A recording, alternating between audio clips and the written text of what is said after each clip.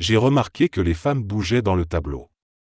Elles répétaient leurs scènes, encore et encore, comme une boucle infinie.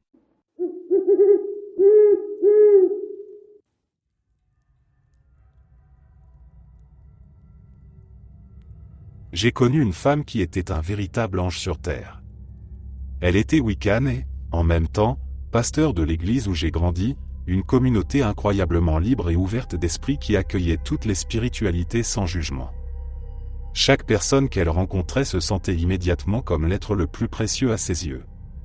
Elle faisait partie de ma vie depuis toujours, une présence douce et lumineuse qui guidait les enfants, écoutait les adultes et organisait des cérémonies où la nature et la foi se mêlaient harmonieusement.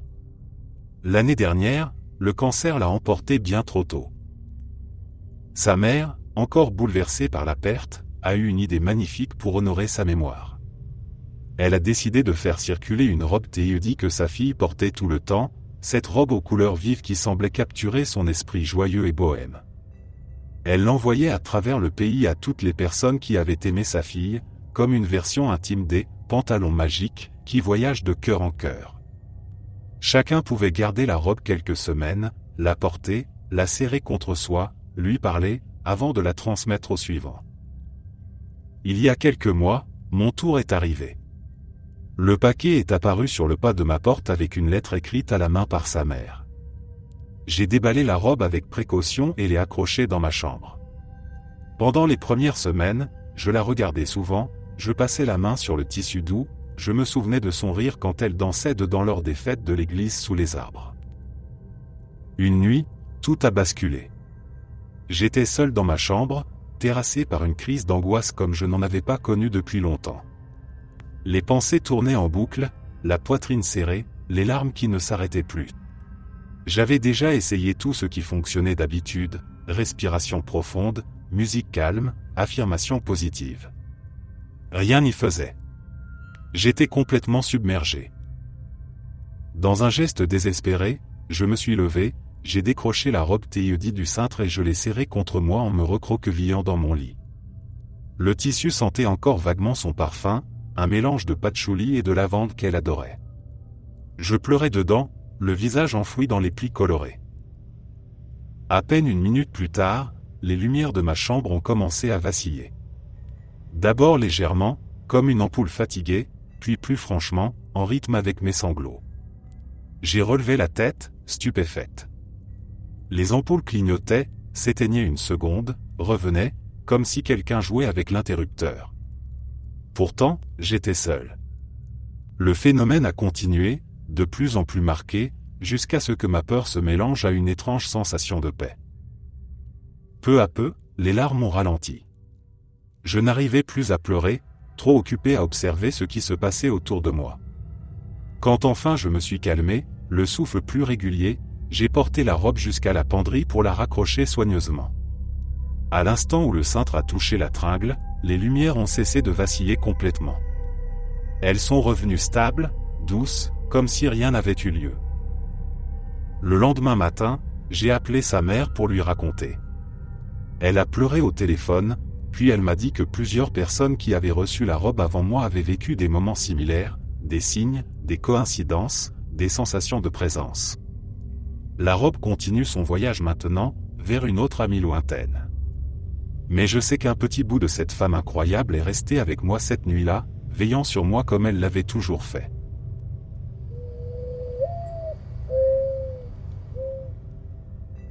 Mon père m'emmenait souvent avec lui au travail le week-end quand j'étais petit. L'un des bâtiments n'était utilisé que comme entrepôt, donc seuls les agents d'entretien et le propriétaire y avaient accès. Mon père avait parfois besoin d'y entrer pour déplacer des caisses et il utilisait la clé de l'agent d'entretien. Le propriétaire, qui avait la seconde clé, était hors province, dans sa maison au bord du lac. Mon père m'a raconté que personne parmi le personnel ne voulait accepter ce travail de manipulation des caisses, parce que tout le monde pensait que le bâtiment était hanté. Il considérait ça comme de simples superstitions, mais son opinion a bien changé par la suite. L'événement le plus terrifiant a été une fois où nous avons entendu des pas derrière nous alors que nous fermions le bâtiment pour la nuit. Logiquement, nous savions que personne d'autre ne pouvait se trouver à l'intérieur. Malgré tout, nous avons fouillé non seulement l'étage où nous étions, mais aussi tous les autres étages du bâtiment. Nous n'avons trouvé personne. Nous avons ensuite verrouillé, activé l'alarme et quitté les lieux pour la nuit. 2 heures plus tard, mon père a reçu un appel du travail, l'alarme intérieure s'était déclenchée et nous devions revenir, car nous avions la clé nécessaire pour entrer et la réinitialiser. Parmi les autres événements, il y avait des portes qui claquaient et se verrouillaient toutes seules. Une fois, je suis resté enfermé une demi-heure dans une pièce qui n'avait pourtant pas de verrou, ça m'a complètement paniqué, la découverte d'un squelette d'oiseau soigneusement disposé à l'intérieur d'un mur d'origine pendant des travaux de rénovation, des apparitions visuelles, et beaucoup d'accidents inexpliqués. J'ai encore des frissons rien qu'en passant en voiture devant cet endroit. Cette histoire n'est pas la plus spectaculaire, mais elle a suffi à me convaincre que le monde paranormal existe bel et bien, du moins sous une certaine forme. J'avais environ 11 ans. Mes parents venaient d'accueillir mon petit frère, un nourrisson qui passait ses nuits à pleurer. Ce soir-là, ma mère était montée à l'étage pour le bercer et l'endormir. Elle nous avait bien précisé, à ma grande sœur de 14 ans et à moi, de rester en bas et de faire le moins de bruit possible. Le sous-sol était à moitié aménagé. Ma chambre, celle de ma grande sœur et la salle de bain étaient terminées, avec des murs propres et de la moquette. Le reste était encore brut, béton nu, tuyaux apparents, ampoules pendantes. On y avait installé un vieux canapé, une télévision et quelques cartons, mais l'endroit restait sombre et peu accueillant, surtout la nuit. Ma grande sœur prenait une douche prolongée dans la salle de bain du bas. Moi, j'étais chargé de surveiller notre petite sœur de 3 ans, une boule d'énergie qui refusait de s'endormir. Elle était pieds nus et soudain elle s'est mise à réclamer ses chaussons Hello Kitty rose, ce qu'elle adorait. Problème, ils traînaient dans la partie non finie du sous-sol, près du canapé. Je n'avais aucune envie d'y aller. Cet espace me donnait toujours un frisson, comme si quelque chose nous observait depuis les coins sombres. Mais ma petite sœur insistait, les yeux brillants, et je n'ai pas voulu la faire pleurer. Je l'ai prise par la main et nous sommes sortis de la chambre. L'air était plus froid là dehors, l'ampoule unique diffusait une lumière jaunâtre qui laissait de grandes zones d'ombre. J'ai repéré un chausson près du canapé. Je me suis baissé pour le ramasser. L'autre était à quelques mètres, posé par terre. Quand je me suis redressé pour aller le chercher, mon regard a croisé quelque chose d'impossible. À 3 ou 4 pieds du sol flottait le petit t-shirt rose de ma petite sœur, celui avec un cœur brodé. Il n'était pas accroché, pas soutenu par quoi que ce soit. Il ondulait doucement, comme porté par une brise inexistante, les manches légèrement écartées. Je suis resté figé une seconde, le cœur cognant si fort que je l'entendais dans mes oreilles. Ma petite sœur, à côté de moi, n'avait rien vu, elle tirait sur ma main en répétant « chausson, chausson ». Puis, au moment exact où mes yeux se fixaient vraiment sur le t-shirt, il est tombé mollement sur le béton, comme si on l'avait lâché. Je n'ai pas réfléchi. J'ai attrapé le deuxième chausson au vol, saisi ma petite sœur dans mes bras et couru jusqu'à la chambre. J'ai claqué la porte derrière nous et je me suis adossé contre, le souffle court.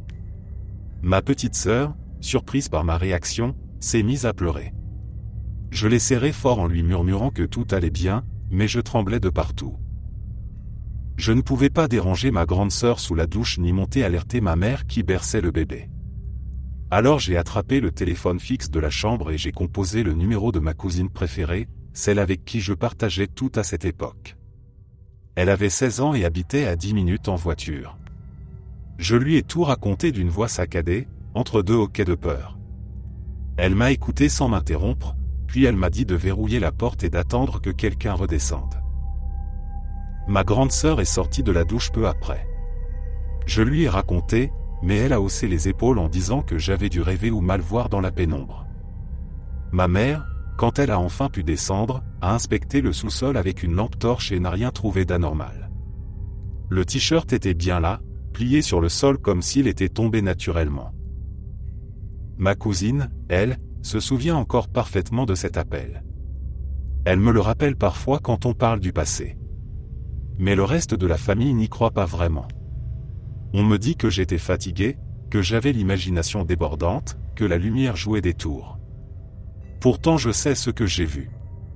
Ce t-shirt n'était pas tenu par un fil, ni par le vent, ni par quoi que ce soit de rationnel.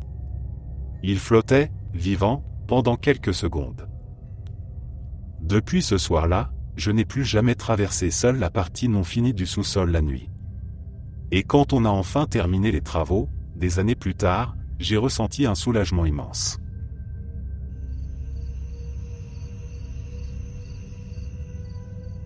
Il y a environ 10 ou 11 ans, mon père, ma belle-mère et mes 2 petits demi-frères ont emménagé dans une vieille maison bleue située au bord de la route. Je venais chez mon père un week-end sur 2, mais pendant que j'y étais, je n'ai jamais remarqué rien de trop bizarre. Les cadres accrochés au mur tombaient de temps en temps, mais tout le monde pensait que c'était juste à cause d'un mauvais clou, une explication rationnelle. Je me souviens que je détestais être dans la chambre de mon petit frère. Même avec les lumières allumées, elle semblait toujours sombre. À l'époque, mon père et ma belle-mère traversaient des problèmes dans leur couple, et en y repensant, nous sommes tous d'accord pour dire que leur situation a intensifié ce que ma belle-mère a vécu. Au fil du temps, les choses dans la maison sont devenues plus actives. On entendait des pas monter les escaliers, la nuit, ma belle-mère entendait 3 coups au-dessus de la tête de lit de son lit. Elle entendait des coups à la porte tard le soir, pensant que c'était mon père qui rentrait du travail, elle ouvrait, mais il n'y avait personne. À plusieurs reprises, on entendait de la musique provenant d'un vieux tourne-disque à l'étage, mais nous n'en avions sûrement pas. Une fois, alors que ma belle-mère et mes frères quittaient la maison, ils ont entendu clairement un bébé pleurer. Ils ont fait arrêter les pleurs quand ma belle-mère a dit qu'il revenait bientôt. Je peux dire en toute confiance que ce qui pleurait n'était absolument pas un bébé. Finalement, ma belle-mère se réveillait avec des bleus, des douleurs et des griffures en motif de 3 partout sur le corps. Elle faisait des cauchemars où tous les membres de sa famille mouraient et souffraient. Plus d'une fois, elle se réveillait au milieu de la nuit en étant étouffée par une force invisible et en voyant un démon assis sur sa poitrine qui lui écrasait les poumons. Une nuit, ma belle-mère en a eu assez de toutes ces conneries dans la maison. Quand elle s'est réveillée au milieu de la nuit en étant encore étouffée, elle a prié. Elle a prié comme si sa vie en dépendait, mais surtout, elle a prié pour sa haie de protection, qui, dans les termes chrétiens, est essentiellement le groupe le plus puissant d'anges spécialement conçu pour vous protéger de tout ce qui pourrait vous faire du mal, à condition d'avoir la foi, bien sûr. Et alors, sa haie est apparue. Un cercle d'anges en armure complète et armés l'a entourée et l'a protégée pendant tout le reste du temps qu'elle a passé dans cette maison. Heureusement, ils ont déménagé de cet endroit pourri. Nous avons fini par faire des recherches pour comprendre pourquoi cette maison était si hantée. Nous sommes tombés sur un événement où un gang avait eu une fusillade avec la police dans une maison, à la fin des années 1800 ou au début des années 1900, je crois. Je suis presque sûr que cette fusillade détient le record du nombre de policiers tués dans l'exercice de leurs fonctions au Missouri, quelque chose comme 13, je pense. Je crois que tous les membres du gang sont aussi morts pendant le combat, mais je n'en suis pas certaine. Du coup, ça expliquait tout, avec toute cette énergie négative et ces morts violentes, il y avait forcément des esprits en colère, non? Eh bien, il y en a probablement. Le seul problème, c'est que la maison où ça s'est passé se trouve à environ 30 km de celle où nous vivions. À ce jour, nous n'avons toujours aucune idée de pourquoi cet endroit était si maléfique.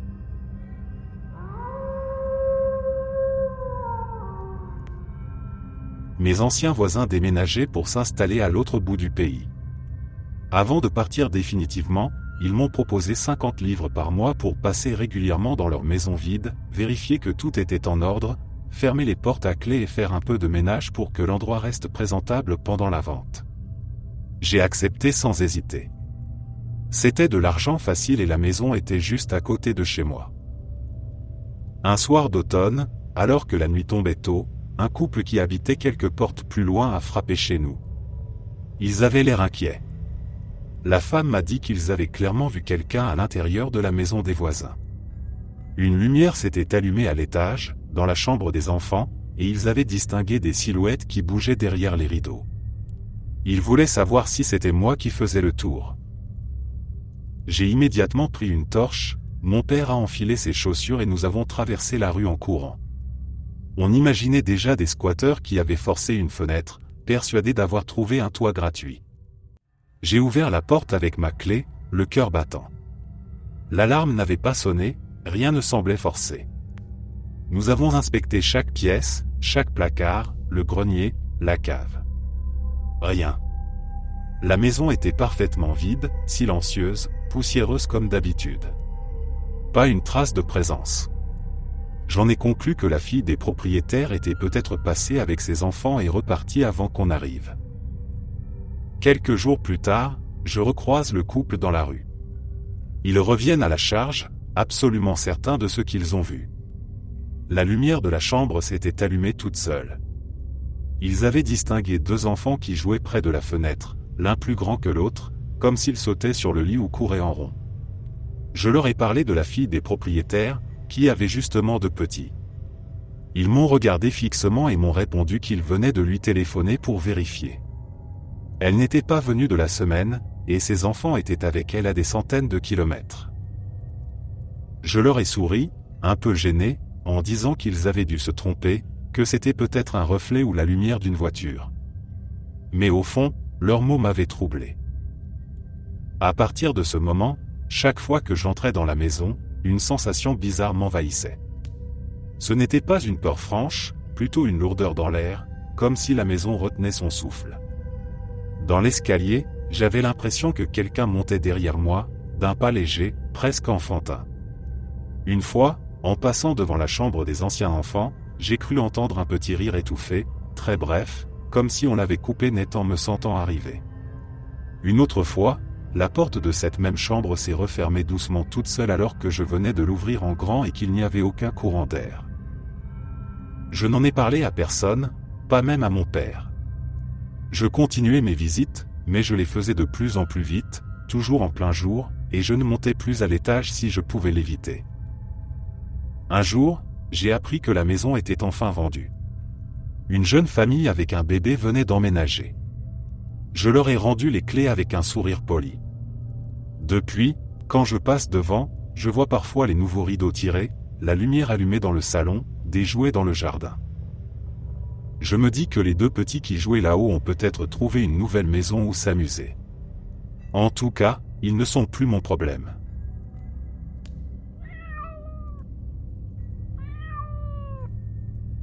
J'ai passé une grande partie de mon enfance dans une maison hantée.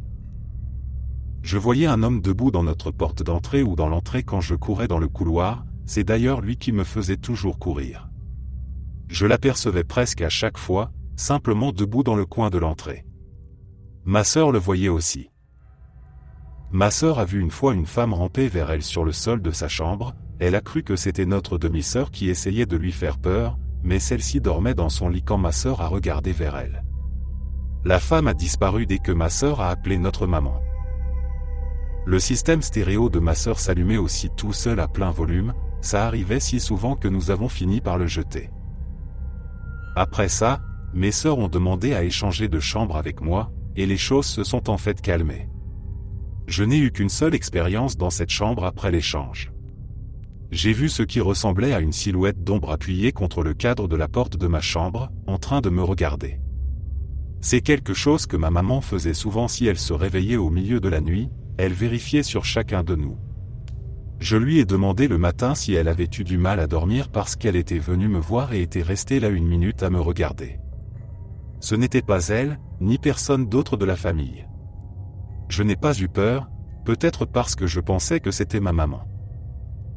Ma maman a aussi vu une petite fille passer derrière elle pendant qu'elle se maquillait dans la salle de bain principale. Elle l'a décrite comme ayant peut-être 12 ans, portant une vieille robe blanche avec des cheveux châtains clairs attachés par un ruban blanc.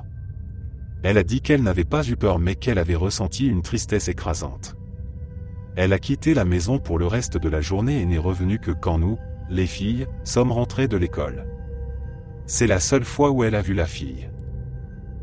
Nous avons déménagé de cette maison quand j'avais environ 13 ans, je suis adulte maintenant et j'ai depuis appris qu'un homme avait été abattu et tué dans cette maison. J'ai un sentiment étrange qu'il s'agit de l'homme que je voyais dans notre entrée. Mais j'aimerais en savoir plus sur la jeune fille, et sur ce qui lui est arrivé.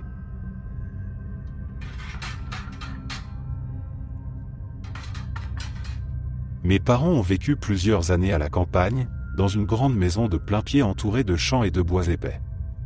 Quand j'étais enfant, la nuit transformait tout en menace. Les espaces immenses, le vent dans les arbres, les bruits lointains qu'on ne pouvait pas identifier. Au début, chaque craquement me faisait sursauter, mais avec le temps on apprend à ignorer, à se dire que c'est juste un animal ou la maison qui travaille. Ma sœur et moi avions l'habitude de nous endormir dans le salon devant la télévision tard le soir. Les programmes finissaient, l'écran bourdonnait, et on s'assoupissait sur le grand canapé. Parfois, au milieu de la nuit, je me réveillais en sursaut en entendant des pas sur la terrasse en bois qui faisaient tout le tour de la maison. Des pas lents, réguliers, comme quelqu'un qui marchait sans se presser, tournait au coin, revenait. Je retenais mon souffle, j'attendais que ça s'arrête. Ça finissait toujours par s'éloigner, mais jamais je n'ai osé aller regarder par la baie vitrée. Ma sœur, elle, voyait autre chose. De temps en temps, elle apercevait une ombre grande et mince au bord du jardin, près des premiers arbres. La première fois, elle l'a prise pour un cerf ou un voisin qui promenait son chien tardivement. Mais les fois suivantes, l'ombre était plus proche. Puis encore plus proche.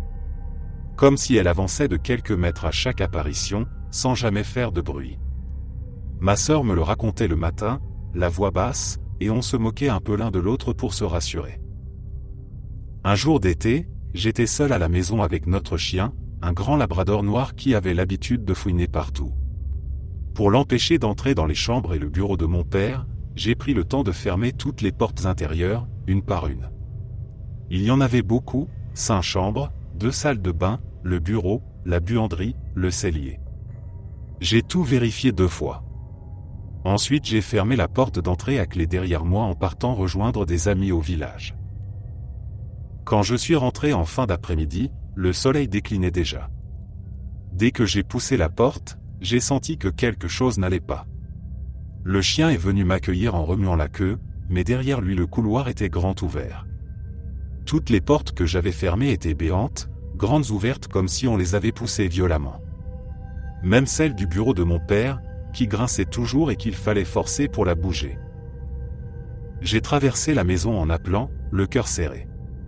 Chaque pièce était exactement comme je l'avais laissée, rien ne manquait, pas un objet déplacé. Les fenêtres étaient fermées, aucune trace d'effraction. J'ai vérifié le garage, la cave, les placards. Personne. Pourtant quelqu'un, ou quelque chose, avait ouvert toutes ces portes pendant mon absence. J'ai appelé ma sœur.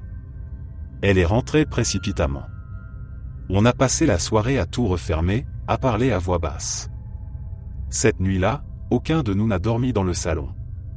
On s'est barricadés dans nos chambres respectives. Les semaines suivantes, les pas sur la terrasse ont cessé. Ma sœur n'a plus vu l'ombre avancer. Comme si ceux qui rôdaient dehors avaient enfin trouvé le moyen d'entrer, avaient fait ce qu'ils voulaient faire, et étaient repartis satisfaits.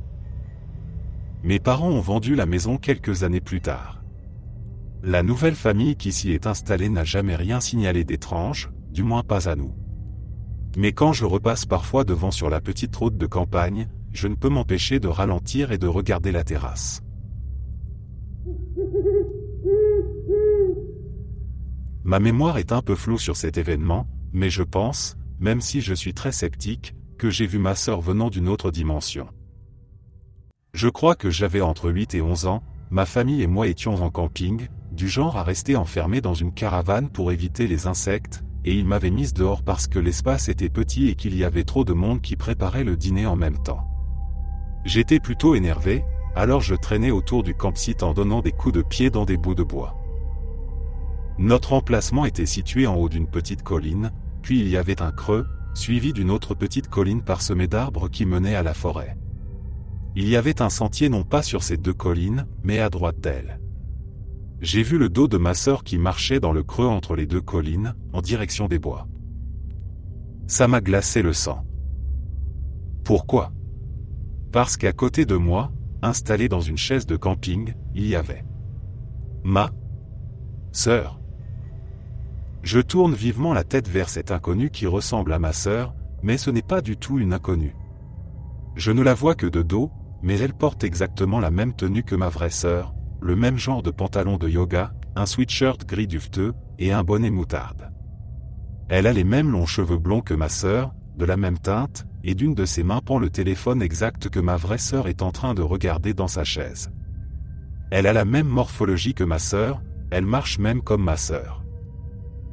À partir de là, mes souvenirs deviennent flous. Je tourne autour du campsite, en revenant toutes les quelques secondes pour observer ma fausse sœur, qui continue à avancer résolument vers la colline. Je retourne vers ma vraie sœur dans la chaise, j'essaie de lui expliquer que j'ai vu une autre elle, mais finalement j'abandonne et je repars à mon petit point d'observation. Bien sûr, ma fausse sœur a disparu, elle est entrée dans les bois, mais je sais que je ne l'ai pas imaginée. Vous pensez peut-être que c'était un tour de mon esprit. Ça pourrait être vrai, mais je crois de tout mon cœur que non. Jamais, ni avant ni après cet événement, je n'ai vu quelque chose d'impossible, ou d'étrange, des choses déplacées que personne d'autre ne voyait, rien de similaire. J'étais en bonne santé, bien hydraté. J'avais une imagination débordante, mais je savais faire la différence entre la réalité et le fantasme, et mes rêves ne débordaient jamais dans la vraie vie. Pendant une grande partie de ma vie, j'ai vécu un peu dans mon propre monde, oblivieux aux gens autour de moi, et je ne réfléchissais pas de manière très rationnelle. À l'époque, je n'ai pas réagi, je n'ai pas couru après cette femme. Si ça m'arrivait aujourd'hui, je descendrais cette colline en courant, ou j'entraînerais ma vraie sœur avec moi, ou je ferais quelque chose.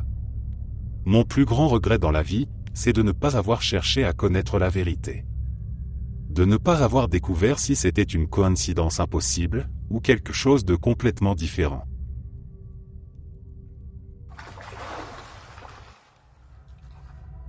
Mes parents avaient instauré une règle stricte, pas de téléphone dans les chambres. Le soir, on les laissait tous sur le comptoir de la cuisine. C'était pour nous forcer à dormir plus tôt et à éviter les écrans avant le coucher. La plupart du temps, ça marchait. Ce matin-là, j'étais déjà réveillé depuis une demi-heure environ. Je somnolais encore sous la couette, les yeux fermés, profitant des dernières minutes avant que ma mère vienne me tirer du lit pour l'école. J'entends la porte s'ouvrir doucement, sa voix habituelle qui murmure mon prénom. Je ne réponds pas tout de suite, je fais semblant de dormir un peu plus longtemps. Quand enfin je décide de me lever, j'ai mon rituel, je me tourne sur le côté droit, je m'étire longuement, les bras au-dessus de la tête, puis je fais la même chose à gauche. Au moment où je pivote à droite, quelque chose de noir passe très vite au coin de mon champ de vision, juste à côté de ma tête. Un flash sombre, trop rapide pour que je comprenne ce que c'est. Je continue mon mouvement sans y penser, je me tourne vers la gauche. Mon armoire est ouverte, comme toujours. J'y accroche ma vieille robe de chambre bleu marine sur un cintre, celle que je porte l'hiver quand il fait froid dans la maison. Et là, derrière le tissu, je le vois. Une silhouette noire, complètement noire, comme découpée dans l'obscurité la plus profonde. Seul le haut du corps est visible, de la poitrine jusqu'à la tête. C'est un homme. Je distingue parfaitement une mâchoire anguleuse, des cheveux en bataille qui tombent en mèches désordonnées, et des doigts longs, pointus, presque griffus, qui agrippent le bord de la robe de chambre comme pour se cacher derrière. Ses yeux, eux, brillent d'un blanc éclatant, deux points lumineux qui contrastent violemment avec le reste de son corps absorbant toute lumière. Il me fixe. Je le fixe. Aucun de nous ne bouge. Le temps semble suspendu. Ma mère est toujours dans la pièce, à quelques mètres, en train de ramasser mes vêtements de la veille, mais elle ne voit rien.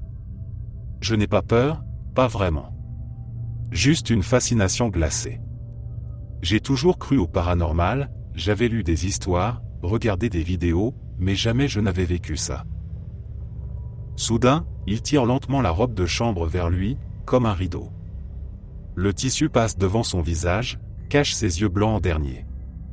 Et il disparaît. Complètement. Plus rien. Juste ma robe de chambre qui pend normalement, immobile. Ma mère me secoue l'épaule. Allez, debout, tu vas être en retard.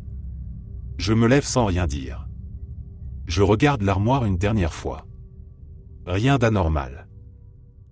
Je n'en ai parlé à personne pendant des années. Pas à ma mère, pas à mes amis. Je savais qu'on me prendrait pour un fou ou qu'on dirait que j'avais rêvé. Mais je me souviens de chaque détail, la forme de sa mâchoire, la façon dont ses doigts s'enroulaient autour du tissu, ses yeux blancs qui semblaient me reconnaître.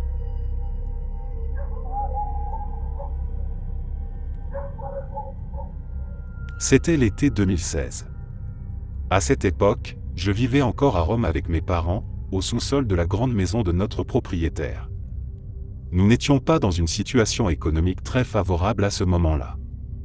Notre propriétaire était plutôt étrange. J'ai toujours soupçonné qu'il souffrait de schizophrénie, il était convaincu qu'une femme hantait sa maison et qu'elle courait partout pendant la nuit. Je pensais simplement qu'il avait perdu la tête. Avant l'accident, je ne prêtais jamais attention aux petits détails qui se produisaient dans notre appartement.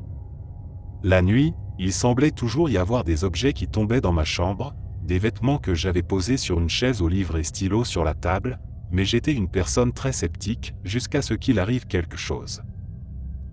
Une nuit, il était environ 2 heures du matin, après avoir fini de naviguer sur Internet, j'ai posé mon téléphone et je m'apprêtais à me mettre au lit. Puis soudain, je n'oublierai jamais ça, j'ai senti un frisson me remonter le long de la colonne vertébrale. Malgré que ce soit le mois le plus chaud à Rome, je me suis brusquement senti froid, et sans aucune raison, j'ai eu peur. Je me suis assis sur le lit à ce moment-là, et l'inexplicable s'est produit. Un épais brouillard bleu est apparu au-dessus de ma tête, il flottait jusqu'au mur d'en face et a simplement disparu dedans. J'étais complètement paralysé, il m'a fallu environ 5 minutes pour réussir à bouger mes jambes et aller dans la chambre de ma mère. À chaque fois que je raconte cette histoire, on me dit que je l'ai inventée. Et je voudrais tellement que ce soit le cas. Je ne suis pas une personne religieuse, je ne crois pas vraiment à quoi que ce soit de paranormal, mais ça, c'est une chose que je n'ai jamais pu expliquer.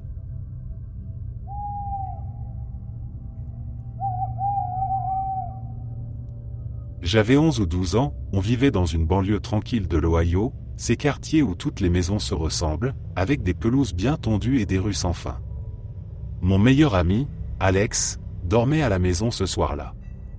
On avait passé la soirée à jouer à la console jusqu'à tard, puis on s'était écroulé. J'avais pris le lit, lui s'était installé par terre sur un matelas gonflable juste à côté, à portée de main. Je ne me souviens plus exactement pourquoi mon bras pendait en dehors du lit. Peut-être que je cherchais mon verre d'eau sur la table de nuit, ou que je laissais simplement ma main traîner dans le vide comme je le faisais souvent. Tout à coup, quelque chose a saisi mon poignet. Une prise ferme, froide, des doigts qui enserraient complètement ma peau.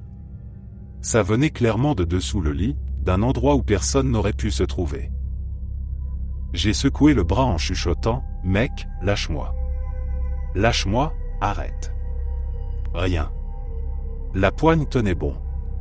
Ça a duré au moins 5 secondes, peut-être plus. J'ai tiré plus fort, le cœur qui cognait, et enfin ça a lâché d'un coup. Je me suis redressé d'un bond, j'ai allumé la petite lampe de chevet.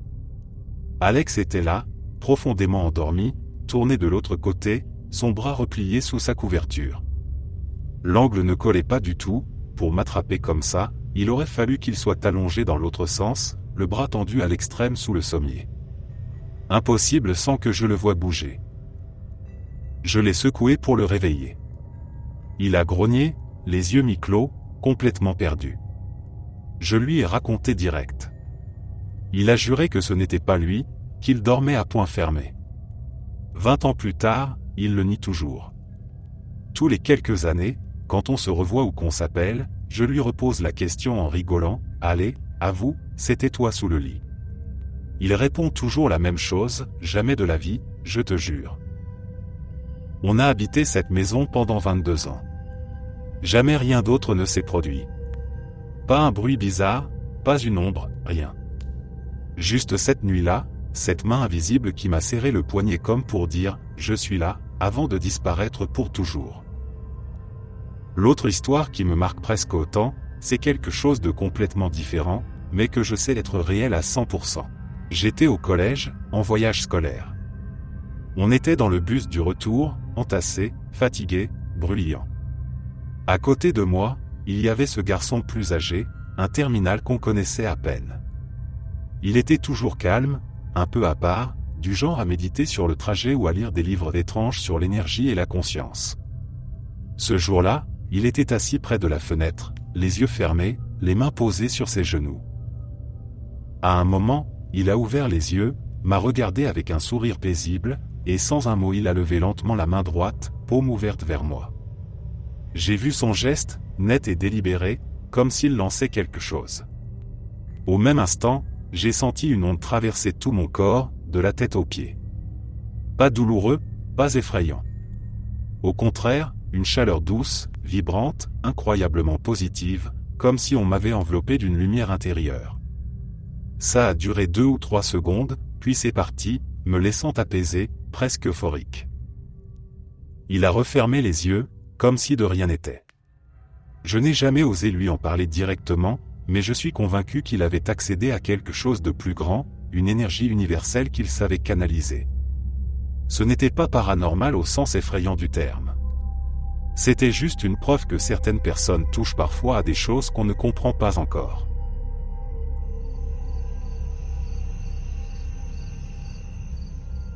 Il y a des années, mon frère et moi avons emménagé dans une vieille maison de style espagnol.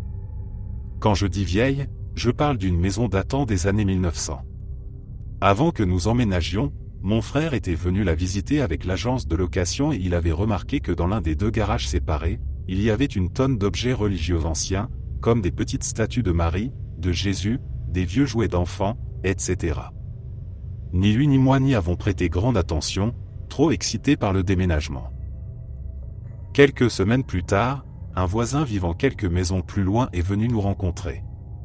Il avait quelques années de plus que nous à l'époque et il nous a raconté que, lui et ses potes, venaient dans le jardin arrière pour boire des bières et fumer de l'herbe pendant que la maison était vide.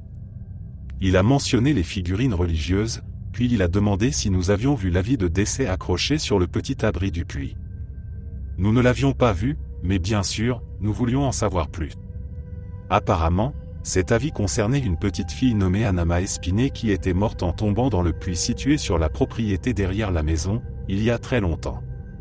Après avoir discuté avec lui, mon frère a mentionné qu'il avait vu un petit bracelet accroché au toit de l'abri du puits. Nous sommes allés vérifier à nouveau et effectivement, c'était un vieux bracelet complètement usé par le temps, qui aurait convenu à une petite fille. Ça est devenu un sujet dont on parlait beaucoup. Nous avions emménagé dans une vieille maison, un gars vient nous voir et nous raconte qu'il y a eu une mort tragique, c'est exactement comme commencent les films d'horreur. Le lendemain ou presque, j'étais chez ma mère et ma grand-mère se trouvait là par hasard. Sa famille avait possédé des terrains dans le même coin il y a très longtemps, alors j'ai raconté l'histoire qu'on nous avait dite, le bracelet, le puits, et je lui ai demandé si elle en avait déjà entendu parler. Elle ne connaissait rien sur la fille, mais elle a laissé entendre que les gens tombaient souvent dans les puits à l'époque, comme si c'était quelque chose de assez courant. Le gros truc pour moi, quelques jours plus tard, j'avais un pote à la maison et on faisait une session de jam dans ma chambre, l'une des 3 chambres. Après la session, j'ai remarqué qu'il se tenait devant le miroir monté sur la porte du placard pour se coiffer. J'ai fait un double T en le voyant faire ça, parce que lui, un gars de 23 ans, environ un M78, devait se baisser un peu pour voir ses cheveux dedans, alors qu'une petite fille n'aurait pas eu à le faire. J'ai aussi réalisé que l'abat-jour super ancien était un autre indice, chaque chambre avait le même style, mais celui de la chambre de mon frère était bleu, celui de la salle de répète était blanc, et celui de ma chambre était, vous l'avez deviné, rose. J'avais la chambre d'Anamae. Plus tard ce soir-là, encore en train de penser à tout ce nouveau truc qui venait de surgir, j'ai décidé de télécharger une application de détection de fantômes. Partout ailleurs dans la maison, rien n'apparaissait sur le petit radar, mais chaque fois que j'essayais d'entrer dans ma chambre, ça se mettait à s'affoler comme jamais. Bon, je suis aussi sceptique que n'importe qui, une appli iPhone qui détecte les fantômes. N'importe quoi. Malgré tout, c'était assez flippant. Je suis l'aîné de 5 enfants. On a grandi sur la ferme familiale, un endroit que la lignée de mon père occupe depuis les années 1700. Des générations entières y sont nées, y ont travaillé la terre, y ont élevé leurs enfants et y sont mortes. La maison principale est ancienne, les dépendances aussi, et le cimetière familial se trouve à 200 mètres à peine, derrière un bosquet de chênes. Forcément, quand on est petit, on sent que l'endroit est chargé. Les planchers grincent d'une façon particulière, les portes claquent toutes seules quand il n'y a pas de vent, et la nuit les ombres semblent plus épaisses qu'ailleurs. J'ai toujours eu peur des fantômes. Pas juste une petite appréhension, une vraie terreur qu'une main froide me saisisse la cheville sous le lit ou qu'une silhouette me suive dans l'escalier. Mais à 8 ans, tout a changé. C'était un après-midi d'été chaud et calme. J'étais assis sur l'allée en gravier devant la maison, avec notre vieux Golden Retriever, Buddy, étalé à côté de moi. On dessinait avec des craies de toutes les couleurs, des voitures, des chiens, des soleils maladroits.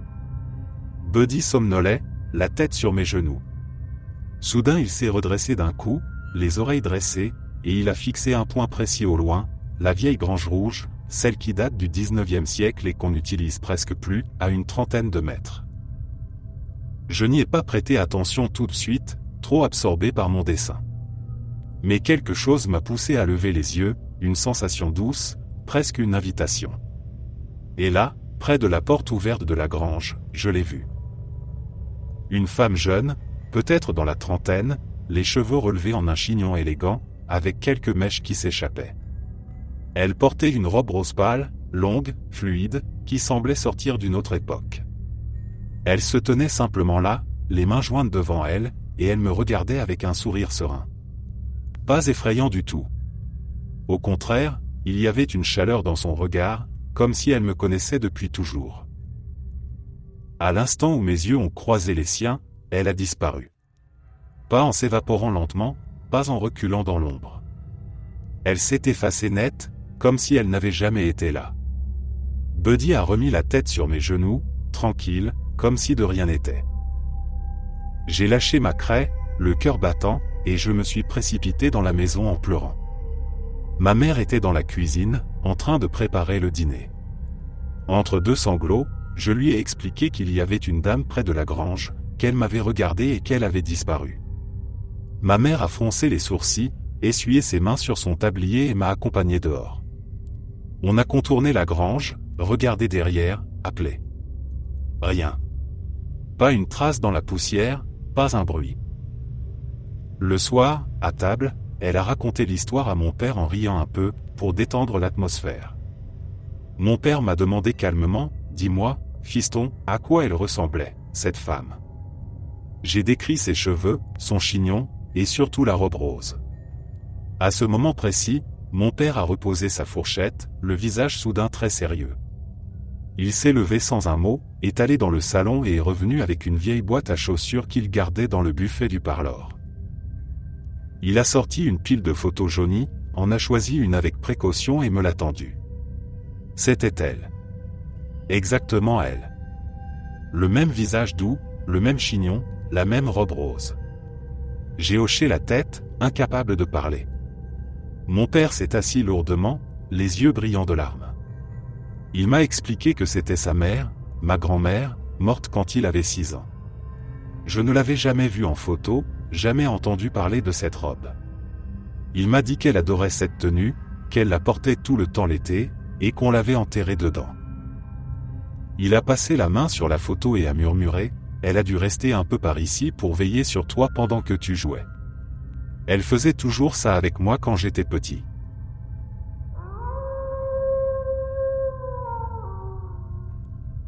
Depuis que je suis tout petit, j'ai une sorte de connexion, principalement parce que j'ai apparemment vu beaucoup de choses paranormales. À 5 ans, je dormais dans le même appartement que mes parents. Leur chambre était en fait le salon, et ma chambre juste à l'extérieur, mais en vue directe. Mes parents me racontent encore des histoires sur la façon dont ils se réveillaient au milieu de la nuit parce que je hurlais en pointant du doigt le miroir. Quand ils me demandaient ce qui n'allait pas, je disais qu'il y avait des yeux rouges qui me fixaient. Dans le même immeuble, nous avions un étage supérieur inachevé, qui donnait une impression étrange, comme un squelette. Bref, nous avions une salle de jeu dans cette partie, et je me souviens d'y jouer un jour, puis soudain de regarder en bas vers l'appartement mentionné avant. J'ai regardé dans le couloir pendant ce qui m'a semblé des heures, puis j'ai commencé à courir en hurlant vers mes parents. 7 ans plus tard, nous avons quitté cet immeuble et construit une maison en dehors d'une petite ville. Cette maison m'a semblé bizarre dès le jour où nous avons emménagé. Je me souviens d'un rêve que j'ai fait. Dans ce rêve, je descendais au sous-sol et je confrontais une ombre très sombre, et je lui parlais. Je lui ai demandé ce qu'elle était, et elle a seulement répondu « Sors d'ici » d'une voix forte et rauque. J'ai couru en haut avec l'ombre qui se formait autour de moi, jusqu'à ce que je trébuche en haut des escaliers. Soudain, les ombres avaient disparu, et une lumière était allumée, mes parents sortaient de leur chambre. Quelques semaines plus tard, je venais juste de me réveiller et je marchais vers les escaliers. J'ai entendu ce qui ressemblait à des pas, alors je me suis arrêté, j'ai commencé à me retourner, au milieu d'un « bonjour ». Et puis j'ai senti 2 mains dans mon dos, avec une force derrière. J'ai volé sur les 2 mètres qui me séparaient des escaliers, puis j'ai dévalé toute la volée de marche. Mes parents et ma seule sœur ont accouru vers moi depuis le bas des escaliers, ce qui signifie que personne d'autre n'aurait dû être en haut. Dernière période, d'il y a 1 an à aujourd'hui. Ma famille a déménagé dans une maison que nous avions rénovée. Cette maison avait un passé très intéressant. Quelqu'un avait foncé en voiture dans le garage, et un homme avait tiré sur sa femme dans l'atelier. Je me baladais souvent dans la maison la nuit. Je n'allumais jamais les lumières pour ne pas réveiller ma sœur. En marchant la nuit, je voyais toujours une fille en robe blanche du coin de l'œil, mais jamais directement devant moi. Les derniers incidents se sont produits dans l'atelier, et ils sont à peu près les mêmes. Le fond de l'atelier a un grenier, juste à côté de l'endroit où la femme a été tuée. Eh bien, à 2 occasions différentes, j'ai vu une ombre monter les escaliers, ainsi que des pas, mais les 2 fois où j'ai vérifié, il n'y avait personne.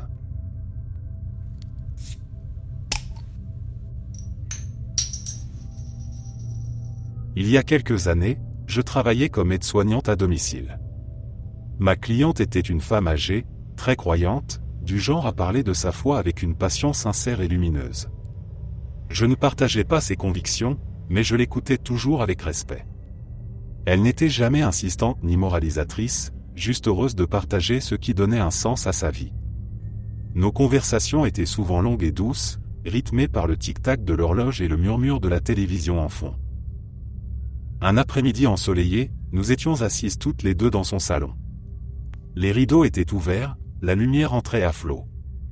La télé diffusait une émission banale, personne d'autre n'était là. Nous parlions de tout et de rien, de ses petits-enfants, du jardin qu'elle ne pouvait plus entretenir elle-même. Soudain, sans aucun avertissement, le monde a disparu. Tout est devenu gris. Pas un gris ordinaire, mais un gris absolu, uniforme, qui avalait les couleurs, les formes, les sons. Le salon, les meubles, ma cliente, la télévision, la fenêtre, tout s'est effacé comme aspiré dans un espace vide et tourbillonnant doucement. Je n'avais plus de corps, plus de repères. Juste ce gris qui pulsait légèrement autour de moi, sans bruit, sans odeur, sans température. Ni peur, ni joie, ni douleur. Juste une neutralité totale, comme si le temps s'était arrêté et que j'avais été arraché à la réalité pour être déposé dans une bulle hors du monde. Ça n'a duré que quelques secondes, peut-être moins. Puis, d'un coup, tout est revenu. Les couleurs ont réapparu brutalement, le son de la télévision m'a frappé comme un retour à la normale trop vif. J'ai inspiré profondément, le cœur battant, en essayant de comprendre ce qui venait de se passer. J'ai pensé à un problème de vision, une migraine ophtalmique, une baisse de tension, n'importe quoi de rationnel. J'ai forcé un sourire et tourné la tête vers ma cliente pour reprendre la conversation comme si de rien n'était. Elle me regardait fixement, les yeux écarquillés. Avant que je puisse dire un mot, elle a murmuré « Tu l'as vu aussi, toi ?» Elle a décrit exactement la même chose, ce gris qui avait tout englouti, ce silence absolu, cette sensation d'être aspiré hors de la pièce. On s'est regardé un long moment, un peu perdu. On a fini par rire nerveusement et dire que c'était sûrement un reflet bizarre, un problème avec les ampoules, ou la fatigue. Mais c'était le milieu de la journée, le soleil brillait dehors, et les lumières étaient éteintes. On n'en a plus jamais reparlé après ça. Ni elle ni moi n'avons osé remettre le sujet sur le tapis. Pourtant, je sais qu'elle y pensait autant que moi. Parfois, quand je repartais en fin de journée, je la surprenais à regarder autour d'elle dans le salon, comme si elle guettait un nouveau signe.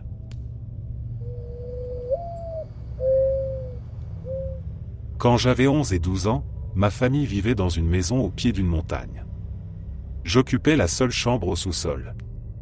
Un jour, mes 2 frères et sœurs et moi rentrons à la maison après une après-midi passée dehors, et nous descendons les escaliers vers ma chambre.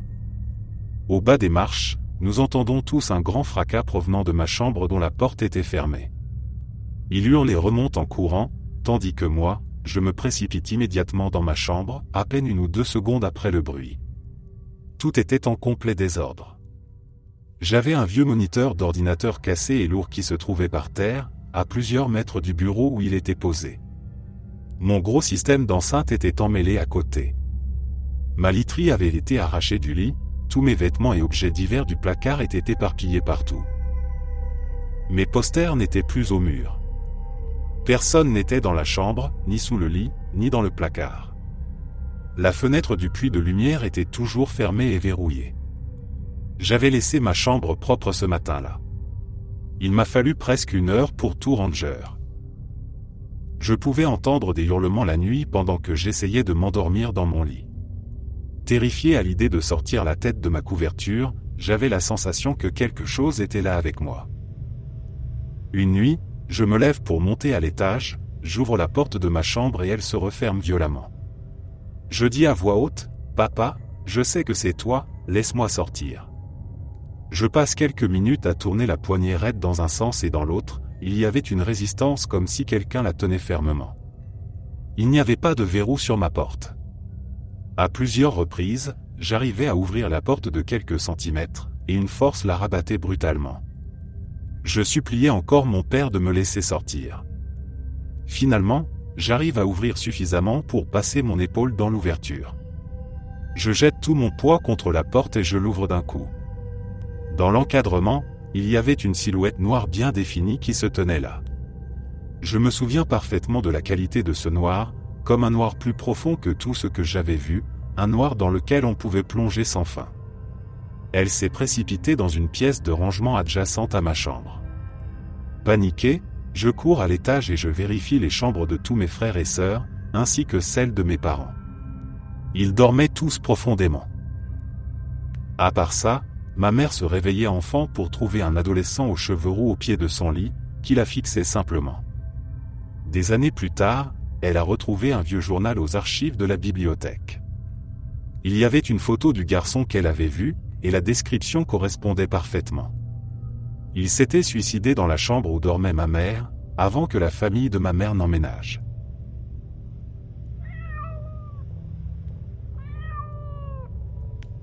En octobre 2011, je travaillais dans un grand magasin qui n'existe plus aujourd'hui. Le magasin venait juste de fermer et il était environ quelques minutes après 21h, l'heure de la fermeture. Une rangée de lumières sur 2 avait été éteinte, ce qui rendait le magasin un peu plus sombre, mais pas au point de ne plus rien voir du tout. Je rangeais un présentoir de caméra quand, du coin de l'œil à ma gauche, j'ai aperçu une silhouette sombre, complètement noire comme une ombre, qui marchait dans l'allée. J'ai supposé que c'était mon manager, un homme noir, mais sur le moment je n'y ai pas vraiment prêté attention. Puis la silhouette a pris un virage à gauche impossiblement net, à 90 degrés, sans la moindre variation de vitesse, et elle a glissé, c'est le seul mot qui décrit ce mouvement, dans une allée de jouets. Elle est passée devant une poupée pour bébé à détection de mouvement posée sur une étagère, ce qui l'a déclenché et a fait partir son rire et ses gloussements habituels quand quelqu'un passait à proximité. J'ai tourné la tête pour regarder directement qui que ce soit, et il n'y avait rien. J'ai fait un pas en arrière pour voir toute l'allée d'un bout à l'autre, et toujours personne. Ça ne m'a pas du tout effrayé. Sur le coup, ça m'a intrigué et ça a vraiment éveillé ma curiosité. Je n'arrivais pas à croire que j'avais vécu quelque chose qui n'existe pas. Avant cet événement, j'aurais probablement pensé que je me serais enfui le plus vite possible et que je n'aurais jamais remis les pieds là-bas si j'avais vu un fantôme ou un truc du genre. J'en ai parlé à des collègues dans la zone de réception des marchandises et ils n'ont pas du tout paru choqués. Ils m'ont dit qu'ils entendaient souvent des pas dans l'immense loft en bois alors que personne n'y était. L'un d'eux affirme avoir vu quelqu'un habillé comme un cow-boy qui se promenait.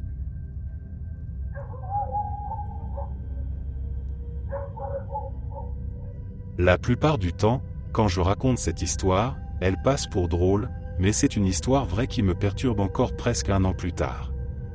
Toute l'histoire se déroule sur plusieurs nuits et occasions différentes. D'ailleurs, après avoir écrit ça, je me suis rendu compte que c'est très long, mais je promets que ça vaut la lecture. L'été dernier, des amis et moi cherchions des endroits hantés autour de notre petite ville pour traîner, emmener des filles et essayer de les impressionner ou quoi. On trouve cette route où une sorcière aurait vécu après avoir passé un pacte avec le diable pour rester jeune éternellement. Elle enlevait des enfants et remplissait un étang au bord de la route avec leur sang pour s'y baigner et rester jeune pour toujours. Elle habitait une cabane un peu en retrait de la route et il y a aussi une petite grotte à proximité où elle gardait les enfants. Aujourd'hui, il y a 4 phénomènes paranormaux connus dans cet endroit, et j'en ai vécu 3. Le premier, c'est que si vous regardez de l'autre côté de l'étang la nuit, vous pouvez voir des orbes flottant au bord de l'eau. Eh bien, la première nuit où j'y suis allé, moi et les autres regardons de l'autre côté de l'étang et on voit ces orbes. Ça a presque été oublié sur le moment à cause d'une voiture mystérieuse qui est passée à toute vitesse et nous a fait fuir de peur. Les 3 autres choses sont que la grotte est possédée par un chien dont le poil a été brûlé, et que ça sent comme si quelque chose était mort dedans depuis des semaines, que si vous marchez sur les fondations de la cabane de la sorcière, vous êtes maudit, et que des adorateurs de Satan y vont pour vénérer le diable. La fois suivante où j'y retourne, des amis et moi y allons en plein jour parce qu'on était trop flippés par la nuit où on avait vu les orbes. On était dans la Jeep d'un ami, qui n'avait pas de porte, et dès qu'on s'approche de l'étang et de la grotte, on sent une odeur horrible. On se dit que c'est juste un cerf-mort, vu qu'il y a beaucoup de bois autour de cette route. On sort de la voiture et on décide d'aller trouver la cabane. Dès qu'un de mes amis met un pied dans les bois, un bruit que je ne peux décrire que comme un coup de feu retentit. Ce gars est connu pour faire des blagues, mais je ne l'ai jamais vu courir aussi vite. On repart en voiture, mais pour une raison quelconque, on revient. C'est là que je fais une erreur. On arrive aux fondations et je décide de monter dessus en mode gros, va te faire foutre, à la sorcière. Rien ne se passe et on part peu après. Peu de temps après être parti, mon ami me dépose à un garage pour récupérer mon pick-up qui était en réparation. J'entre et je vais payer, mais je m'aperçois que je n'ai pas mon portefeuille. Je commence à paniquer. Je ne sais pas où il est et je pense l'avoir perdu dans les bois. Mon père arrive, paye pour mon pick-up, et mes amis et moi partons à la recherche du portefeuille. On ne le trouve pas. Avant d'aller plus loin, j'ai 2 preuves que j'avais mon portefeuille ce jour-là. La première, c'est qu'on était tous allés manger ensemble, et on a même vérifié ma carte bancaire qui avait un débit ce jour-là au restaurant où on était. La seconde, c'est que mon portefeuille est tombé de ma poche une fois en montant dans la Jeep, et quelqu'un me l'a rendu. Ce soir-là, je finis par dormir chez mon ami, et je ne suis jamais rentré chez moi après en être parti ce jour-là. L'après-midi suivant, vers midi, ma mère m'appelle. Elle me dit qu'elle a trouvé mon portefeuille, posé sur le canapé en haut dans ma chambre. Je commence à flipper complètement, je n'ai aucune idée de comment il est arrivé là, et à ce jour je n'ai aucune explication logique à part que la sorcière m'a maudit et m'a volé le portefeuille. Je n'y suis retourné qu'une seule fois après ça, juste moi et un autre gars. J'étais tellement terrifié que j'ai apporté une Bible et je ne suis jamais sorti de la voiture. On traverse la route sans incident à part qu'on avait tous les deux la sensation d'être observés. Je devais dormir chez lui cette nuit-là, mais après avoir roulé sur cette route, je me sentais si mal que je suis juste rentré chez moi. Ça fait presque 1 an, et je n'y suis pas retourné depuis.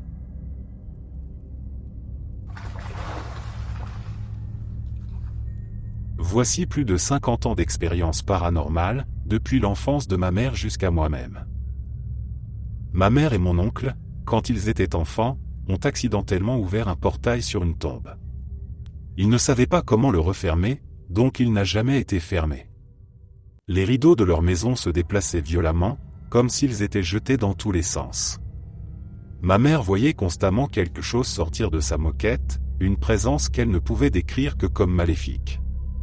Elle et environ 8 de ses amis ont joué à Bloody Mary dans la salle de bain d'une amie. Ma mère se trouvait au premier rang du groupe. Il s'est avéré qu'une créature féminine aux cheveux noirs et couverte de sang est apparue dans le miroir et a essayé de sortir pour les atteindre. Ma mère s'est enfuie avant que cela continue. Par la suite, 4 de ses amis de ce groupe se sont suicidés et les autres ont fini en hôpital psychiatrique où ont tenté de tuer des membres de leur famille. Maintenant, à mon tour. Quand j'avais 4 ans, je voyais une petite fille fantôme habillée d'une robe à volants et à manches bouffantes qui courait dans le couloir de ma grand-mère, allant et venant du placard. Il s'est avéré que mes parents l'avaient vue aussi, c'était assez étrange. Ma grand-mère était habituée à la voir. À 9 ans, j'ai vu des brumes blanches en forme d'ombre dans le couloir, mais elles dégageaient une sensation paisible et je pouvais dormir tranquillement quand elles étaient là. Dans cet appartement, j'entendais des pas lourds qui résonnaient alors que personne n'était à la maison sauf moi. J'entendais mon prénom murmurer quand j'étais assis sur le canapé. Des objets posés sur le dessus du frigo étaient jetés sur mon père. Nous avons déménagé quand j'avais 10 ans, et une nouvelle phase de mes expériences a commencé. À 12 ans, les choses sont devenues vraiment graves pour moi. J'ai commencé à parler dans mes rêves à une fille nommée Anna qui prétendait venir de mon miroir ancien et voyager grâce à lui, entre je ne sais quel monde. Elle disait haïr ma mère. Elle avait de longs cheveux blonds noirs, des yeux noirs, un visage fissuré et une robe grise déchirée. Selon mes parents, je marchais dans mon sommeil, je fixais les miroirs et les coins de pièces, je me balançais d'avant en arrière comme dans Paranormal Activity, dans l'obscurité totale. Je m'enfermais aussi dans la salle de bain pour parler tout seul.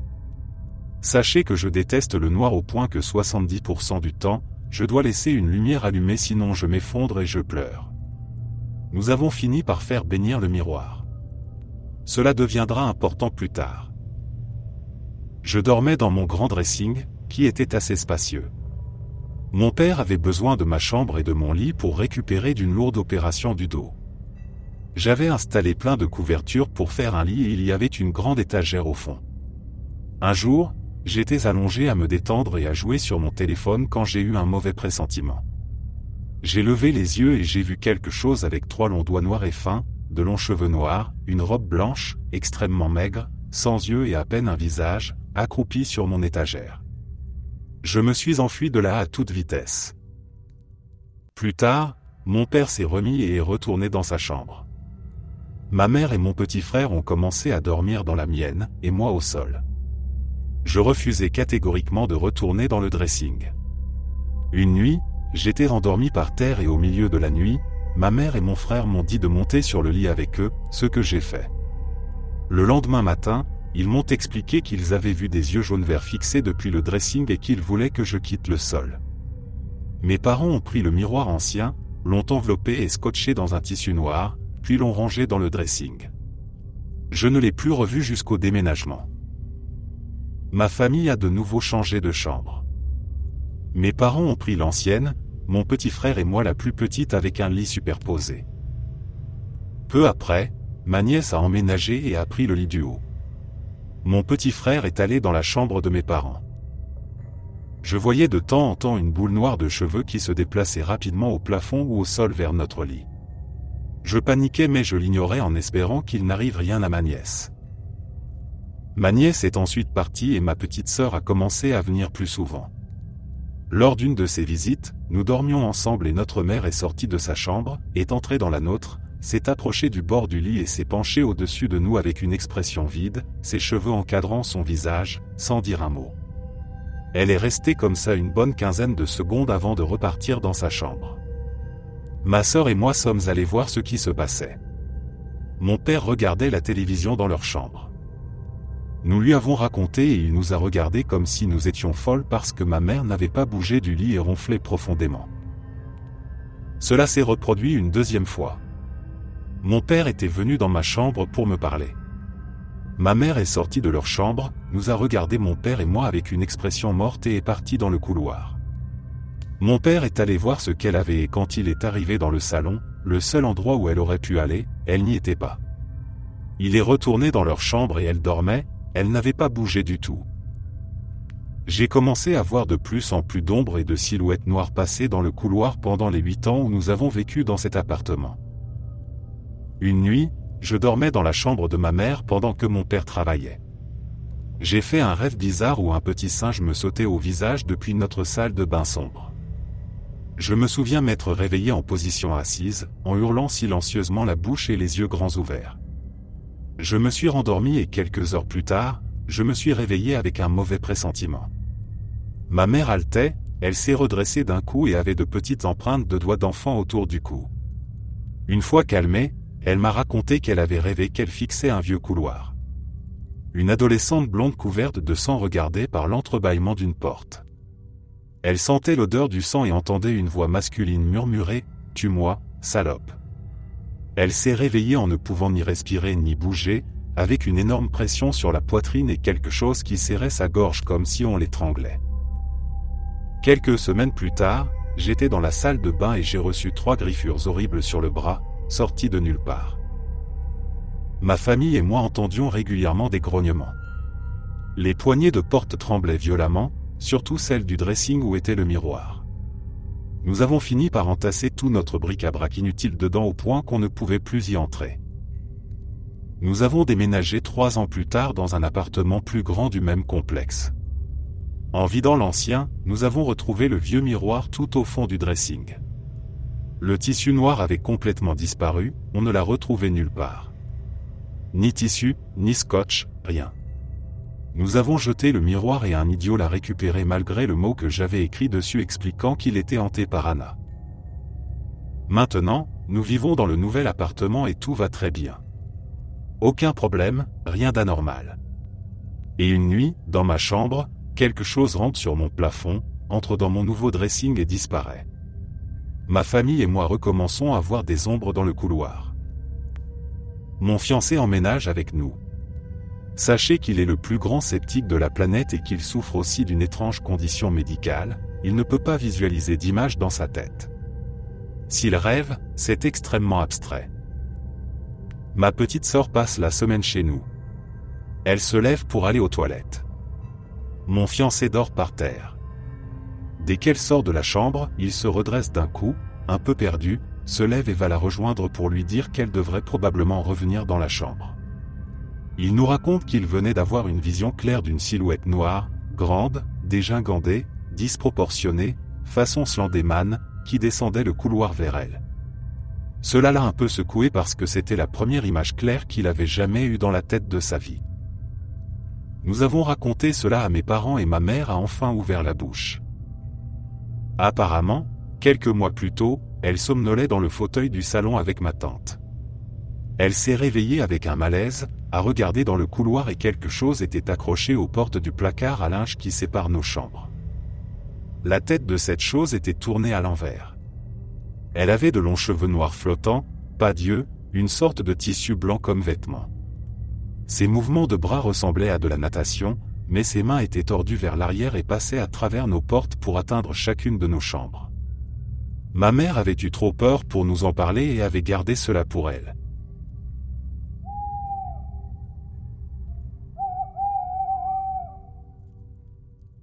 Ma maison est de plein pied et nous n'avons que 2 salles de bain, une au bout du couloir et l'autre dans la chambre de mes parents. Je déteste en général la chambre de mes parents, elle me donne simplement une mauvaise impression globale et c'est dans cette pièce que j'ai vécu ma première crise de paralysie du sommeil.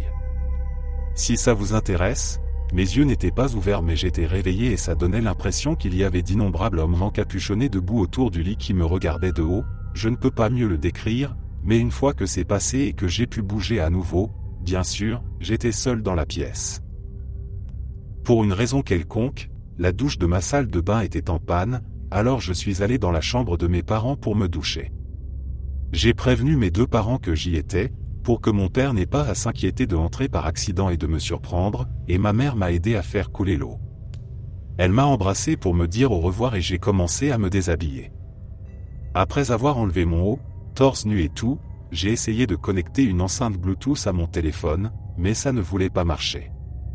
Au milieu de mes tentatives, la poignée de la porte a commencé à trembler.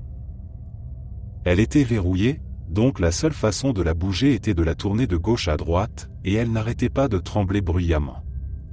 Je me suis retourné et j'ai crié « oui », mais aucune réponse. Je l'ai redit, mais toujours rien, la poignée continuait juste à trembler. Finalement, ça s'est arrêté et le silence est revenu. J'ai quand même pris ma douche, mais pendant tout le temps, je n'arrivais pas à détourner les yeux de la porte. En tant qu'artiste et écrivain, je ne pouvais pas m'empêcher d'imaginer des scénarios effrayants qui auraient vraiment pu me faire tourner de l'œil. Je me voyais quelqu'un entrebâiller la porte, juste assez pour me regarder, avant de la refermer sans rien dire. Finalement, j'étais vraiment terrifié et j'ai écourté la douche. Après avoir rapidement enfilé une serviette, je me suis posté devant la porte et je me suis dit, je me souviens d'avoir laissé les lumières allumées dans la chambre de mes parents, donc si elles sont éteintes, je vais mourir. Et bien sûr, les lumières dans la chambre de mes parents étaient éteintes et l'interrupteur était juste à côté de la porte, alors j'ai pris une grande inspiration et j'ai traversé la pièce sombre en courant, avec rien d'autre qu'une serviette sur moi. Après avoir enfilé un peignoir, j'ai confronté ma mère et je lui ai demandé si c'était elle qui avait éteint la lumière. Ma mère oublie régulièrement de laisser la lumière allumée pour les autres quand elle quitte une pièce, donc pour moi ça collait qu'après avoir fait couler ma douche, elle est éteinte en sortant. Mais quand j'ai parlé de la poignée, elle m'a tout de suite dit d'arrêter de mentir. Là, je me suis dit, putain, tu te fous de moi? C'est toi qui as secoué la poignée ou quoi? Ma mère a dit non, et que personne ne l'avait fait. Mon père dormait sur le canapé tout le temps et elle n'avait pas vu mon frère rentrer.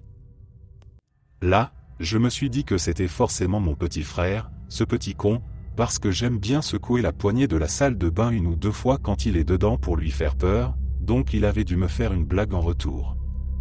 Eh bien non. Il était dans sa chambre, en pleine compétition de jeu avec sa porte verrouillée.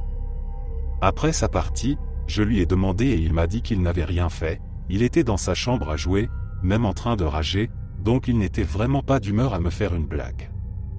Il ne l'avait vraiment pas fait, et en plus il a un peu peur du noir, donc il n'aurait jamais traversé la pièce sombre juste pour secouer la poignée pendant 2 minutes. Ma famille est convaincue que je l'ai imaginé, et même si j'ai une imagination active, je ne vois jamais vraiment quoi que ce soit. Ma mère a eu dans sa vie des histoires de fantômes avec des poignées qui tremblent, je ne sais pas, je n'ai pas d'explication. Je suis certain que ce n'était pas un membre de ma famille et quelque chose comme le vent, les fenêtres étaient toutes fermées, je précise, n'aurait pas pu faire ça non plus. Il n'y avait même pas d'animal dans la pièce.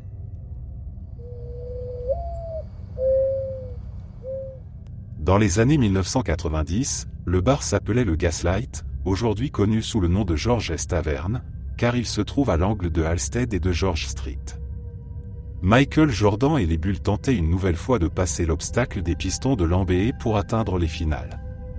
Toute la ville de Chicago était déserte dans les rues, chacun rivait devant un téléviseur en marche. J'étais étudiant en droit. Mon frère, déjà avocat, décida de venir me chercher à la bibliothèque de la faculté pour aller dans un bar, boire un verre et regarder le match. Les 3 premiers bars sportifs où nous nous rendîmes étaient déjà bondés.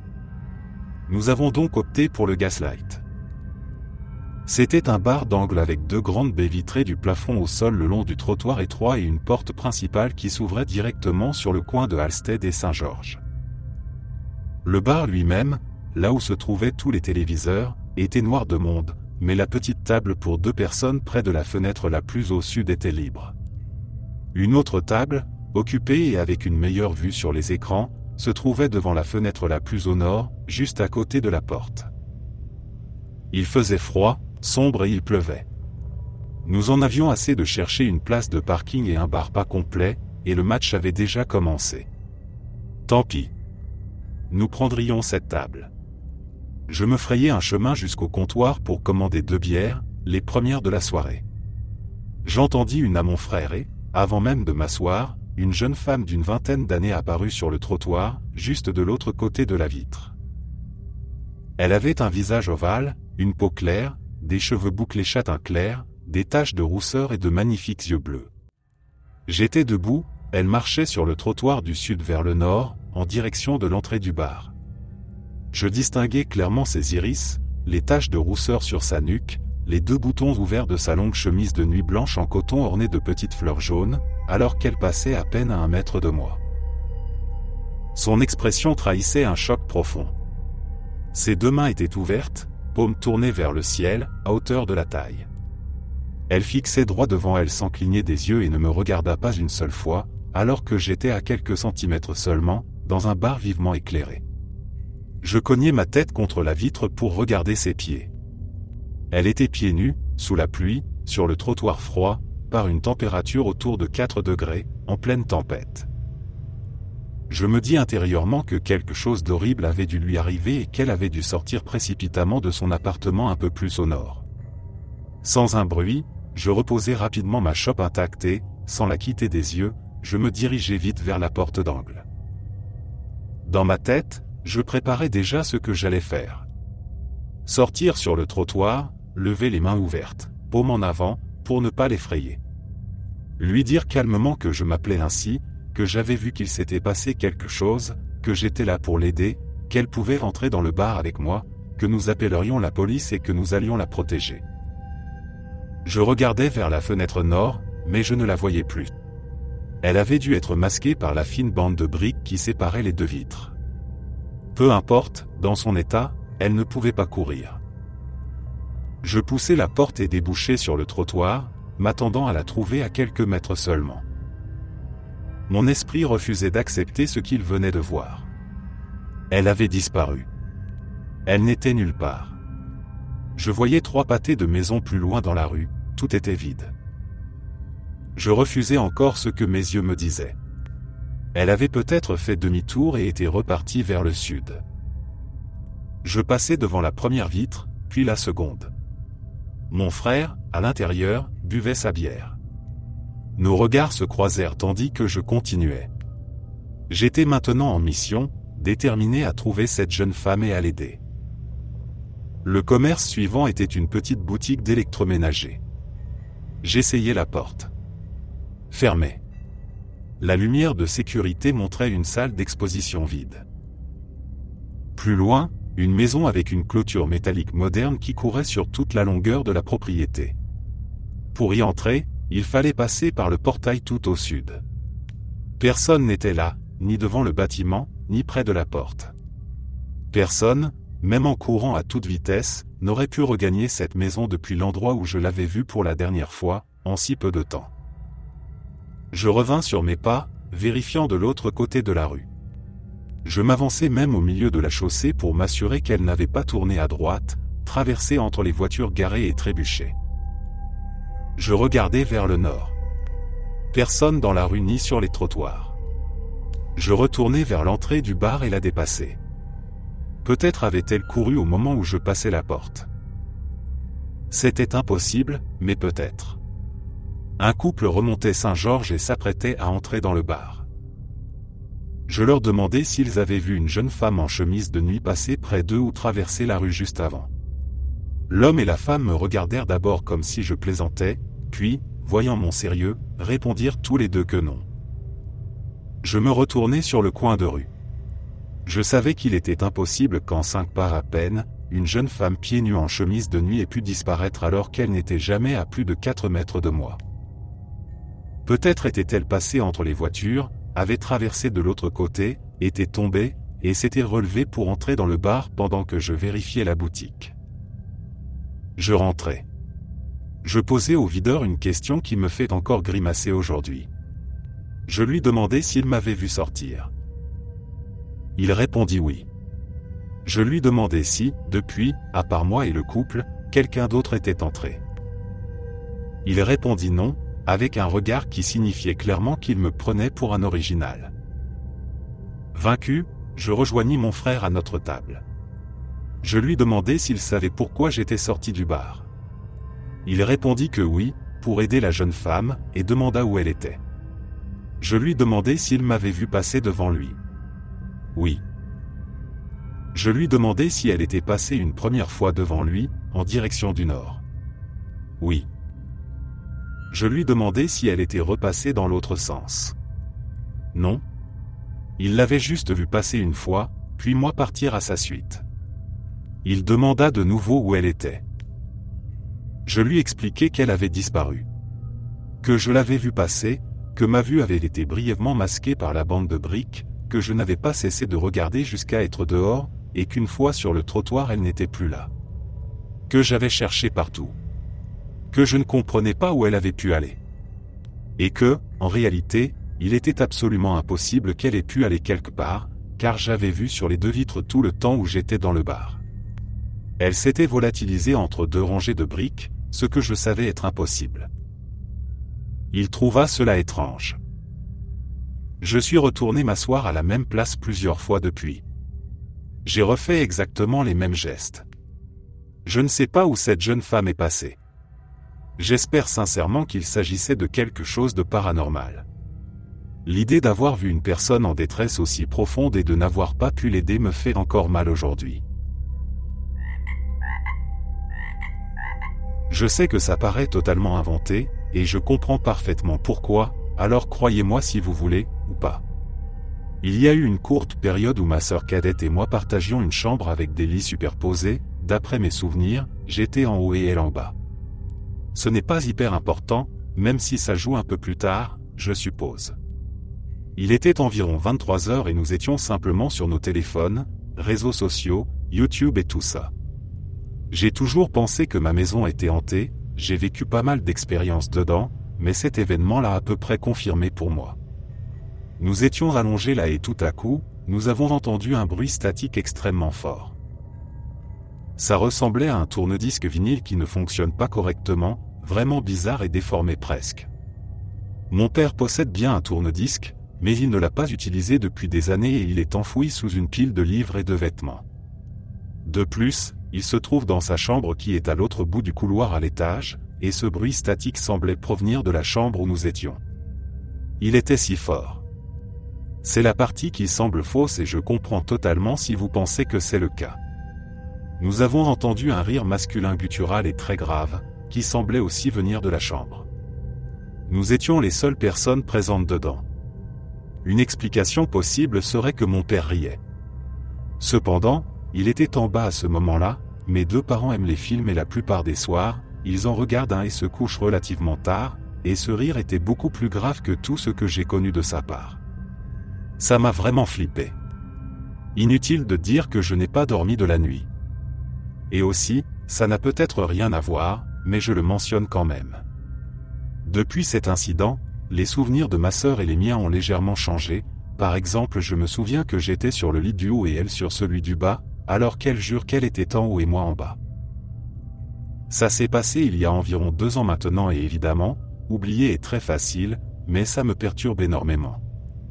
Ma sœur change plus ou moins de sujet ou quitte la pièce si j'en parle, surtout que j'ai déménagé dans ma propre chambre peu après cet événement et que la chambre où ça s'est passé est maintenant la sienne.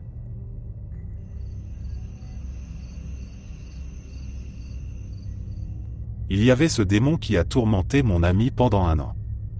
Une nuit, lors d'une soirée pyjama, il l'a marqué de bleu visible pendant son sommeil. Une autre fois, lors d'une différente soirée pyjama, il a laissé une empreinte de main sur son cou. Et presque à chaque soirée pyjama, elle se réveillait terrorisée. Des moments joyeux, vraiment. Il y avait aussi un miroir dans sa maison à cette époque, en réalité celle du père de son petit ami à l'époque, qui mettait tout le monde mal à l'aise sauf moi. J'étais la seule à me sentir bien en dormant dans cette pièce. Tous les autres refusaient même d'y entrer. L'ambiance était extrêmement pesante. Une ombre en forme de chat se déplaçait visiblement dans la maison. Parfois, plus rarement, des gens entendaient des voix ou apercevaient des apparitions. Fait d'intéressant, tout cela s'est calmé quand le miroir a été enlevé plus tard. L'ombre du chat, elle, est restée. Mais mes expériences personnelles, celles qui ne concernaient que moi? Oh là là! Petite, j'avais une peur terrible du noir dans la maison. Vous savez, les enfants imaginent parfois des choses bizarres, non? Eh bien, il s'est avéré qu'il y avait une vraie raison.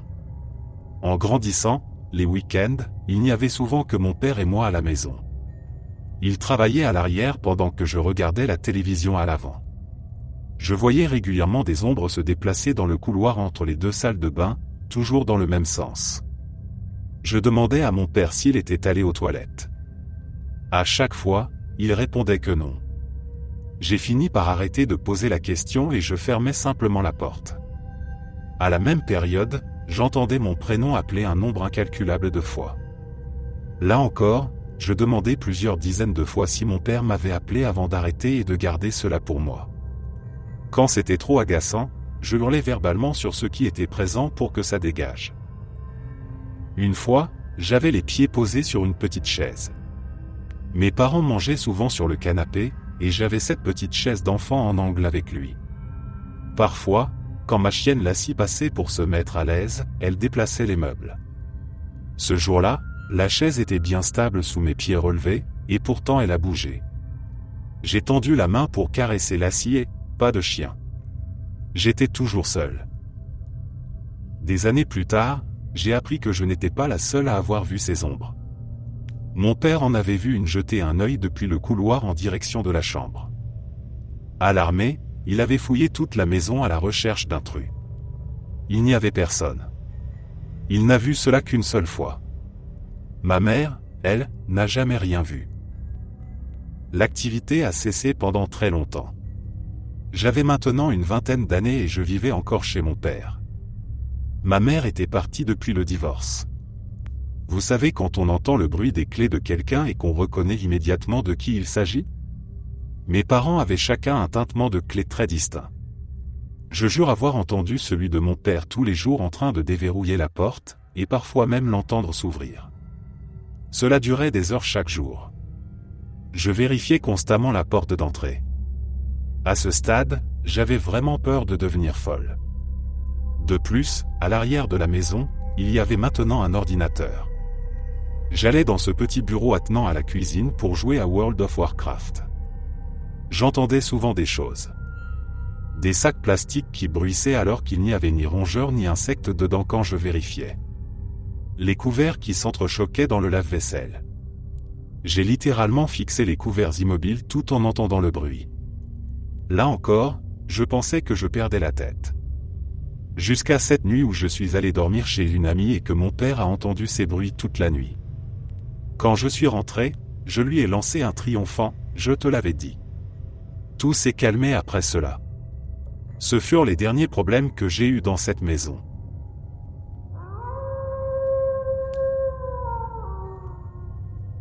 En 2010, j'étais en deuxième année d'études d'infirmière à l'université. Avec deux amis, nous avons décidé d'aller manger chez McDonald's après les cours, vers 20h. Avant de nous séparer, l'une d'elles a dit qu'elle devait absolument aller aux toilettes. Comme il se faisait tard et que nous voulions toutes rentrer vite chez nous, nous sommes entrés dans le bâtiment le plus proche, hors du campus universitaire.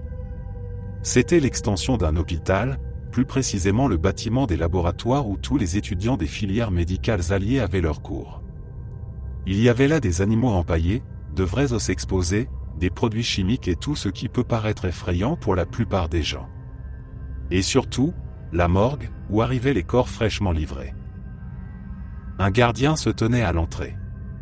Comme nous portions nos uniformes et nos badges d'étudiantes, il nous a laissé passer sans problème. Nous avons traversé un long couloir aux murs ornés de tableaux élégants. L'une de mes amies s'est mise à chanter, sans doute parce qu'elle adorait ça et parce que le silence était oppressant. Le son résonnait fortement. Nous nous amusions, rions bruyamment, parlions à tue-tête de choses absurdes. Cela nous plaisait mutuellement d'entendre nos voix se répercuter dans ce lieu vide. Nous savions qu'il n'y avait plus de cours à cette heure-là et que nous ne dérangerions personne. Au bout du couloir se trouvait un grand escalier en marbre courbe qui menait au deuxième étage faiblement éclairé. Tout allait bien jusqu'à ce que nous arrivions en haut. Là, nous sommes toutes les trois restées bouche bée. Nous n'avions pas peur, mais nous étions profondément perplexes. Nous nous sommes tus instantanément. Une jeune fille en blouse de laboratoire se tenait debout, le visage collé à quelques centimètres du mur, la tête légèrement inclinée. Plus précisément, elle faisait face à l'angle formé par un énorme pilier et le mur. Au début, j'ai cru qu'elle consultait son téléphone, mais j'ai vite remarqué que ses deux bras pendaient librement le long de son corps. Ses longs cheveux noirs et bouclés, qui descendaient jusqu'à sa taille et encadraient son visage, étaient trempés. L'eau goûtait littéralement. Nous n'avons rien fait. Nous sommes simplement passés lentement près d'elle. Nous calculions chaque pas pour ne faire aucun bruit. Je ne sais pas si mes amis la regardaient en avançant de côté, mais moi oui. Je l'ai observée fixement. Elle n'a pas réagi, n'a pas bougé, n'a même pas jeté un coup d'œil vers nous. Elle est restée immobile. Une fois arrivée aux toilettes, aucune de nous n'a parlé de cela. Nous n'avons même échangé sur quoi que ce soit.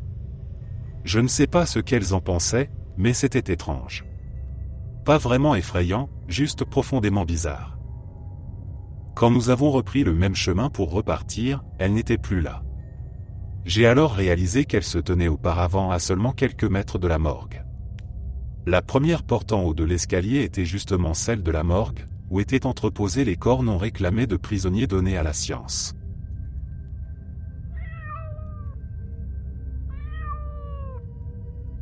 Il y a de cela de nombreuses années, quand j'étais tout petit, ma mère était sur l'ordinateur en train de faire ce que font les adultes sur ces boîtes magiques qui contenaient le pinball 3D et le démineur. Moi, petit glouton que j'étais, j'ai décidé que j'avais envie d'un crunchy dans la cuisine. Je suis donc descendu et, en entrant dans la salle à manger, j'ai entendu une voix d'homme dire mon prénom suivi de ces mots rassurants, « Tout va bien ». J'ai pensé que c'était peut-être ma mère qui m'appelait depuis l'étage. Je suis allé chercher mon chocolat, je suis remonté en courant et j'ai demandé ce qu'elle voulait. Elle m'a répondu qu'elle ne m'avait pas appelé. Pendant un certain temps après cela, je jurais voir la silhouette d'un homme debout dans ma chambre la nuit. Je parlais à ma mère de l'homme qui sortait de l'armoire. Elle balayait toujours cela d'un revers de main, faisait comme si de rien n'était et disait bonne nuit à l'homme dans l'armoire avant que je m'endorme. Pendant des années, plus rien ne s'est produit. En grandissant, je me suis simplement dit que j'avais été un enfant bête à inventer toutes ces bêtises. Jusqu'à il y a environ 2 ans. Ce matin-là, je me suis réveillé plus tôt que d'habitude parce que j'avais rêvé que quelqu'un prononçait mon prénom. Une fois réveillé, constatant que personne n'était dans ma chambre et que personne ne m'appelait, j'étais prêt à me rendormir en haussant les épaules. C'est alors qu'une voix d'homme a dit mon prénom suivi de ces mots, « Tu me manques ». Je sais que cela peut paraître insensé, mais ces événements m'ont profondément troublé. J'avais l'impression que si j'en parlais autour de moi, on me prendrait pour un fou ou quelqu'un qui gaspille l'oxygène. Pourtant, il y a environ 1 an, je suis tombé sur un lot de vieilles cassettes que ma mère avait enregistrées au fil des années. J'en ai mis une dans la radio pour écouter ce qu'il y avait dessus. À un moment, cette voix est apparue. Elle était gravée dans mon cerveau, impossible à oublier. Ma grand-mère m'a alors expliqué que c'était mon père qui parlait. Mon père est mort il y a près de 20 ans. Je n'ai jamais pu le connaître, j'étais bien trop jeune pour en avoir le moindre souvenir. Mais d'après ce qu'on m'a raconté, il m'aimait énormément et ne me lâchait jamais des bras. Étant quelqu'un de plutôt sceptique, il m'a été difficile d'accepter cela, car cela va à l'encontre de beaucoup de choses en lesquelles je crois. Pourtant, tout semble indiquer que mon père a toujours été là. Jamais vu, mais incontestablement entendu.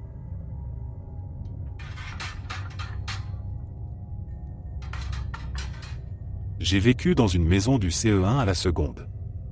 Quand j'étais plus jeune, mon plus petit frère, j'étais l'aîné de 4 à l'époque, aujourd'hui de 6, parlait toujours d'une amie qu'il avait. Je lui ai demandé qui c'était et il m'a répondu qu'elle s'appelait Charlotte. Il disait qu'elle venait le voir la nuit pour jouer avec lui. Elle portait une robe blanche, avait des cheveux noirs et pas de jambes, elle flottait simplement. Il ajoutait qu'elle ne parlait jamais. Une nuit, je me souviens être entré dans la chambre de mon frère et avoir vu la porte coulissante du placard légèrement entr'ouverte. Dans l'entrebâillement, pendant une fraction de seconde, j'ai juré l'avoir aperçue. Aussitôt, elle s'est précipitée derrière la porte et a disparu. Quand j'ai ouvert le placard, bien sûr, il n'y avait rien. Je tremblais de tout mon corps. Je suis sorti de là en vitesse et j'en ai parlé à mes parents. Rien n'en est ressorti et nous n'avons plus jamais entendu parler de Charlotte. Un deuxième événement est arrivé à mes parents. Ils m'ont raconté que, parfois, ils se réveillaient en pleine nuit et voyaient ce qui ressemblait à l'ombre de pas passer devant leur porte. À plusieurs reprises, mon père s'est levé avec son pistolet pour vérifier. Évidemment, il n'y avait rien. Puis une nuit, ils avaient laissé leur porte ouverte. Ma mère jouait sur sa tablette à un de ces jeux typiques de maman, Casino, Bejeweled, Candy Crush, ce genre-là. Elle a levé les yeux vers l'encadrement de la porte et a vu une silhouette debout qui fixait leur chambre. Elle a paniqué, a réveillé mon père qui l'a vu aussi. À ce moment-là, la silhouette s'est élancée vers les chambres des enfants. Mon père a bondi du lit et l'a poursuivie dans le couloir jusqu'à la buanderie où elle s'est volatilisée. Mon père était terrifié, il pensait qu'un intrus avait pénétré dans la maison. Il a tout fouillé, mais aucun signe d'effraction, aucune trace de l'endroit où cette silhouette avait pu disparaître. Les apparitions d'ombres se sont faites plus rares après cela. Le troisième événement m'est arrivé personnellement. Je suis convaincu qu'il s'agissait de la même chose que mes parents avaient vu. Rien que d'écrire cela me donne la chair de poule la plus intense. J'étais rendormi quand j'ai ouvert les yeux et aperçu ce qui ressemblait à ma mère en train de ramasser du linge au seuil de ma chambre. Je l'ai observé une quinzaine de secondes avant de l'appeler d'une voix rauque et ensommeillée pour lui demander ce qu'elle faisait à ramasser du linge à 2 heures du matin. La silhouette s'est arrêtée au milieu de son geste, a tourné la tête vers moi. J'ai alors réalisé que ce n'était pas ma mère. C'était une silhouette, quelque chose que je ne saurais nommer. Mon cœur s'est emballé, j'étais paralysé. Elle a commencé à avancer vers moi, d'abord en marchant, puis en rampant. Mais ce n'était pas un rampé normal sur les mains et les genoux. Elle était à 4 pattes. Elle progressait lentement et chaque mouvement produisait un craquement atroce, comme si ses os se disloquaient et se brisaient à chaque flexion de ses membres. Elle tressaillait toutes les 1 ou 2 secondes en émettant le même bruit. Elle est enfin arrivée au bord de mon lit et s'est redressée. Elle s'est penchée au-dessus de mon corps, a baissé la tête vers moi, puis a bondi sur mon visage. Au moment où ses yeux ont croisé les miens, j'ai retrouvé l'usage de mon corps. Je me suis redressé d'un coup dans mon lit, j'ai pleuré toutes les larmes de mon corps pendant quelques secondes avant de courir chez mes parents leur raconter ce qui venait de se passer. J'ai dormi avec eux cette nuit-là et plus jamais rien de semblable ne m'est arrivé. J'ai vu plusieurs fois des choses étranges au cours de ma vie. La première fois, c'était en 2012 ou 2013, lors d'un vol en avion vers Istanbul avec mes camarades de classe. Quelque part au-dessus de la route entre l'Allemagne et la Turquie, j'ai aperçu dans le ciel un objet noir et rond bizarre. Quand j'en ai parlé à mon amie assise à côté de moi, nous avons toutes les deux paniqué et nous avons filmé la scène. Malheureusement, sur la vidéo prise avec nos téléphones portables, on ne voyait rien à cause des nombreuses gouttes d'eau sur le hublot et parce que l'objet était un peu trop loin. C'était quelque chose de petit et rond, avec un autre objet rond qui volait autour du principal, entouré d'une fumée noire. C'était magnifique. J'étais convaincu qu'il s'agissait d'une technologie gouvernementale secrète. Je regrette de ne pas avoir crié dans l'avion pour alerter tout le monde. Imaginez si tous les passagers l'avaient vu et avaient paniqué, notre avion aurait peut-être disparu, comme dans ces histoires de secrets d'État. Blague à part. Je n'oublierai jamais cet incident. Quand j'en ai parlé à ma tante, elle m'a dit que j'étais trop stressé, que j'avais besoin de repos et que j'imaginais des choses. Je me souviens avoir regardé l'écran de bord et nous survolions des montagnes à ce moment-là. Je suis persuadé que les gouvernements possèdent des technologies dont nous n'avons pas connaissance. Les 2 fois suivantes, j'ai vu quelque chose de très étrange que je ne peux toujours pas expliquer. J'étais en 6e, à l'école primaire. J'étais dehors avec une amie qui marchait derrière moi, nous allions au cours de sport. Au moment d'entrer dans le bâtiment, j'ai vu devant moi une sorte de petit nuage blanc passer rapidement. Aussi bizarre que cela puisse paraître, il volait à toute vitesse. Je l'ai signalé à mon ami qui l'a vu aussi. Nous n'en avons plus jamais reparlé ensuite. Je me souviens avoir vu ce genre de nuage à plusieurs reprises quand j'étais plus jeune. Je ne me rappelle plus exactement où, mais je sais que cela m'est arrivé 2 fois. Je pense que nous vivons dans une dimension où nous ne pouvons pas tout voir, comme les chats et les chiens qui perçoivent des choses que nous ne voyons pas. Peut-être que ce nuage venait d'une autre dimension, je n'en suis pas sûr. J'ai essayé de chercher des informations sur Google à propos de ces 2 incidents, mais je n'ai rien trouvé. Comme si personne d'autre n'avait jamais été témoin de cela. Il y a encore autre chose. Quand j'étais enfant, je dormais à côté de ma mère. Une nuit, quelqu'un est venu et a soulevé mon bras, ce qui m'a fait mal. J'ai hurlé. La personne s'est enfuie en courant. Ma mère m'a demandé ce qui se passait et m'a dit de ne pas avoir peur, que c'était juste mon père. Jusqu'à aujourd'hui, je n'y crois pas. Quand j'en parle à mes parents, ils me disent que c'était bien mon père qui était venu pour corriger ma mauvaise position de sommeil. Je n'y crois pas, parce que pourquoi aurait-il fui en courant quand j'ai commencé à crier et à pleurer? Il n'aurait jamais fait ça. Et la personne que j'ai vue, elle était terrifiante. Il faisait noir, elle était complètement sombre, je ne distinguais que ses yeux. Ses cheveux me faisaient penser à une coupe afro. Je n'ai vu que sa silhouette. Croyez-moi ou non, depuis cette nuit, chaque fois que je m'endormais sur le côté gauche, je faisais des cauchemars avec cette personne. Je me souviens que ma mère m'avait dit un jour que dormir sur le côté gauche provoquait des mauvais rêves. Peut-être qu'elle plaisantait, mais cela m'a profondément marqué. Tous les soirs, j'espérais ne pas m'endormir sur le côté gauche pour ne pas revoir cette silhouette. Cela a duré plusieurs années. C'était vraiment un traumatisme pour moi. Si c'était vraiment mon père, merci pour ce traumatisme d'enfance. Je me souviens encore d'un autre incident. J'étais avec ma famille dans le salon, tous mes cousins étaient là, venus des Pays-Bas pour nous rendre visite. Le soir, nous racontions des histoires effrayantes. Ensuite, nous sommes restés dans le salon à regarder la télévision et à discuter. Soudain, j'ai regardé vers l'autre pièce où la lumière était encore allumée. Sur le mur, je voyais l'ombre de la bouteille d'eau, mais il y avait aussi un énorme objet rond qui volait autour. Je n'arrêtais pas de fixer cela en me demandant ce que ça pouvait être. Puis cela s'est arrêté. Je n'en ai parlé à personne. J'aurais dû. Cet incident était vraiment bizarre. Je pense que, quand j'étais plus jeune, j'avais peut-être la capacité de voir plus facilement dans d'autres dimensions par moment. Comment expliquer autrement tout cela? Je ne comprends pas. Ces expériences me font croire qu'il existe dans notre monde des choses que nous ne pouvons pas voir de nos propres yeux.